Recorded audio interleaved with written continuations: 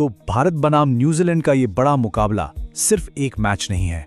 आज हम इसे पूरी तरह से डिकोड करने वाले हैं, एक ऐसे स्ट्रेटेजिक एंगल से जो शायद किसी ने सोचा भी ना हो। ये सिर्फ स्कोर की भविष्यवाणी नहीं है, ये है रणनीति की गहराई में उतरना। तो सवाल ये है कि क्या ये सिर्फ एक और क्रिकेट मैच है? जवाब है नहीं, बिल्कुल नहीं। ये मैच आप समझिए एक लिटमस टेस्ट की तरह है, एक नए दौर की शुरुआत का संकेत जो हमें बताएगा कि भारतीय क्रिकेट आखिर किस दिशा में जा रहा है। चलिए अब आते हैं इस पूरे विश्लेषण के सबसे दिलचस्प हिस्से पर, जिसे हम कह रहे हैं लीडरशिप इन्वर्जन।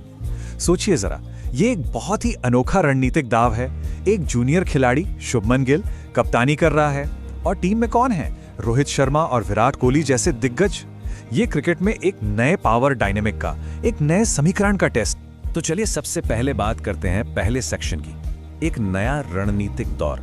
मतलब समझते हैं कि ये सीरीज दोनों टीमों के लिए बिगर पिक्चर में क्या मायने रखती है। देखिए, दोनों टीमों की कहानी ना एकदम अलग अलग चल रही है।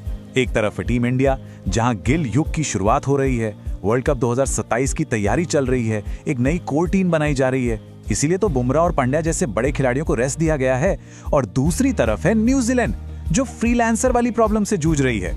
उनका सबसे बड़ा खिलाड़ी केन विलियमसन ऐसे 20 लीग को प्रायोरिटाइज कर रहा है और यहाँ नहीं है। अब आप सोचिए उनकी टीम में कितना बड़ा एक वैक्यूम, एक खालीपन बन गया है। ठीक है, अब जरा उस मैदान पर चलते हैं जहां ये जंग लड़ी जानी है।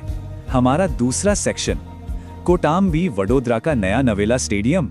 और मैं बता दूं, ये जगह बल्लेबाजों के लिए जन्नत है। मतलब बिल्कुल साफ शब्दों में कहें तो बल्लेबाजों का सपना और गेंदबाजों के लिए एक डरावना ख्वाब। यहां पर एक हाई स्कोरिंग रनों से भरा मैच होना तो लगभग तय है। और ये हम सिर्फ हवा में बातें नहीं कर रहे, ये देखिए आंकड़े। हाल ही में यहां विजय हजारे ट्रॉफी के नॉकआउट्स हुए थे। फाइनल में बने 348, सेमीफाइनल में तो 380 रन ठोक दिए गए और क्वार्टर फाइनल में 292 का टारगेट भी मक्खन की तरह चेज हो गया। ये आंकड़े चीख चीख कर कह रहे हैं कि पिच एकदम सपाट है और रनों की बरसात पक्की है। और रुकिए, एक और बात है जो इसे और भी खतरनाक बनाती है। मैदान की एक स्क्वायर बाउंड्री है, सिर्फ 51 मीटर। जी हाँ, सिर्फ 51 मीटर। ये तो मतलब बल्लेबाजों के लिए खुली दावत है। यहाँ तो अगर बल्ला ठीक से लग भी नहीं तब भी छक्का जाने के पूरे चांस हैं। अब आते हैं तीसरे सेक्शन पर और शायद इस मैच के सबसे बड़े एक्स फैक्टर पर, एक ऐसा फैक्टर जो पूरे खेल को पलट कर रख सकता है। हम बात कर रहे हैं ओस की। इसे 100 बार इफेक्ट कहते हैं। मतलब गेंद हाथ में साबुन की टिकिया जैसी हो जाती है। अब सोचिए, जो टीम पहले बॉलिंग कर रही है उसे सूखी गेंद मिलेगी, अच्छी ग्रिप मिलेगी। लेकिन जो टीम दूसरी इनिंग्स में बॉलिंग करेगी उसके हाथ में होगी एक गीली फिसलने वाली गेंद। नतीजा, स्पिनर्स के लिए कोई ग्रिप नहीं, फास्ट बॉलर्स के लिए कोई रिवर्स स्विंग नहीं। दूसरी पारी में गेंदबाजी करना लगभग नामुमकिन सा हो जाता है। तो हमारा स्ट्रेटेजिक वर्डिक्ट क्या है? बिल्कुल साफ, जो भी कप्तान टॉस जीते उसे आंख बंद करके पहले गेंदबाजी चुननी होगी। इस ओस के चलते टॉस जीतना मतलब आधा मैच जीतना। चलिए अब जरा दोनों फौजों को, मतलब दोनों टीमों को करीब से देखते हैं। उनकी ताकत क्या है, उनकी कमजोरी क्या है और कागज पर कौन ज्यादा मजबूत दिख रहा है। टीम इंडिया की बात करें तो ये एक जगरनॉट, एक मजबूत दावेदार लग रही है। ताकत क्या है? रोहित और विराट जबरदस्त डोमेस्टिक फॉर्म में हैं। श्रेयस अय्यर ने चोट के बाद क्या कमाल की वापसी की है और ऋषभ पंत का एक्स फैक्टर तो है ही। लेकिन एक कमजोरी भी है।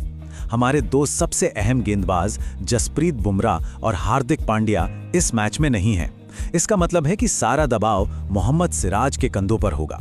अब आते हैं न्यूजीलैंड पर, जो अंडरडॉग की तरह मैदान में उतर रही है। उनकी ताकत है डेवॉन कॉनवे, जो स्पिन बहुत अच्छा खेलते हैं। ग्लेन फिलिप्स की पावर हिटिंग, वो छोटी बाउंड्रीज के लिए एकदम परफेक्ट हैं। और विल यंग भी कमाल की फॉर्म में है। लेकिन उनकी कमजोरी वो बहुत बड़ी है। नंबर 3 पर केन विलियमसन की जगह कौन भरेगा? और उनकी बॉलिंग अटैक काफी अनुभवहीन है, जिसमें एक ऐसा स्पिनर भी है जिसने अभी तक डेब्यू भी नहीं किया। ठीक है, तो अब बात करते हैं उन की बैटल्स की, उन प्लेयर मैचअप्स की जो असल में इस मैच का नतीजा तय करेंगे। ये है खेल के अंदर का खेल। तो मैच कैसे आगे बढ़ेगा? पहले 10 ओवर में देखिए रोहित शर्मा का अग्रेशन बनाम कायल जैमिसन का बाउंस। फिर बीच के ओवर्स में विराट कोहली के सामने लेफ्ट आर्म स्पिन का जाल बिछाया जाएगा और वहीं श्रेयस अय्यर स्पिन डिस्ट्रॉयर का रोल निभाएंगे। जब न्यूजीलैंड बैटिंग करेगा तो डैरिल मिचेल का स्वीप शॉट बनाम कुलदीप यादव की वेरिएशंस, ये देखने लायक होगा।